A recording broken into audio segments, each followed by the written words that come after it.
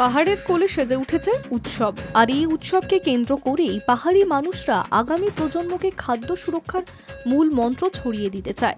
যার ফলে ৩০শে জুন অর্থাৎ সোমবার গ্রামীণ কৃষকরা পাহাড়ি কৃষিজমির মধ্যে হাল বোয়া থেকে বীজ বপন করেছে। সাংস্কৃতিক অনুষ্ঠানের মধ্যে দিয়ে মুখরিত হয়ে উঠেছে এই উৎসব।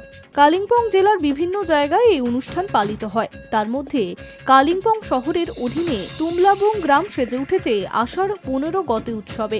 পরম্পরা অনুযায়ী ভেশভূইয়ায় সজ্জিত গ্রামীণ মহিলারা সঙ্গে মাটির গান গেয়ে প্রকৃতির আরাধনাও করছে তারা। গ্রামের কচিকাচাদের নাচ থেকে শুরু করে ভলিবল খেলা, বিভিন্ন ধরনের অনুষ্ঠান আয়োজিত হয়েছিল সোমবার। সঙ্গে খাওয়া দাওয়ার জন্য ছিল দই আর চিড়ে। এই অনুষ্ঠানের মুখ্য উদ্দেশ্য পর্যাপ্ত পরিমাণ বৃষ্টি এবং কৃষি উৎপাদনে বৃদ্ধি।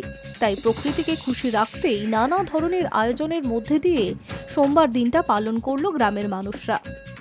और आज के ये जो पेडी प्लांटिंग हम यहाँ पर कर रहा है, ये एक्चुअली फर्स्ट ऑफ ऑल तो हम ये फूड सिक्योरिटी के लिए, जैसे कि कोविड में देखा है फूड को कितना क्राइसिस होता है, इसको बचा के रखना, हाउ टू प्रिजर्व ये पेडी प्लांट।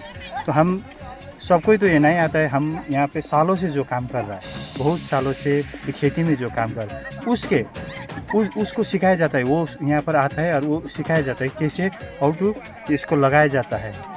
স্থানীয় বাসিন্দাদের বক্তব্য, সংস্কৃতিকে বজায় রাখার পাশাপাশি আগামী দিনেও যাতে গ্রামের কোনো রকম খাদ্যের অভাব না থাকে তার জন্যই এই ধরনের গ্রামীণ সংস্কার এবং সংস্কৃতিকে জীবিত রাখা। পাশাপাশি গ্রামীণ ছেলেমেয়েদের নিয়ে বিভিন্ন ধরনের সাংস্কৃতিক অনুষ্ঠানের মধ্যে দিয়ে গ্রামের সকলে মিলে অনুষ্ঠানটি উপভোগ করে থাকেন।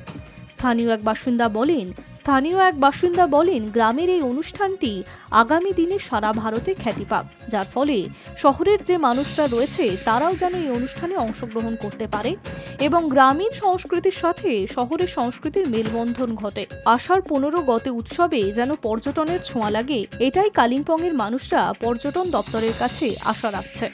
High news network.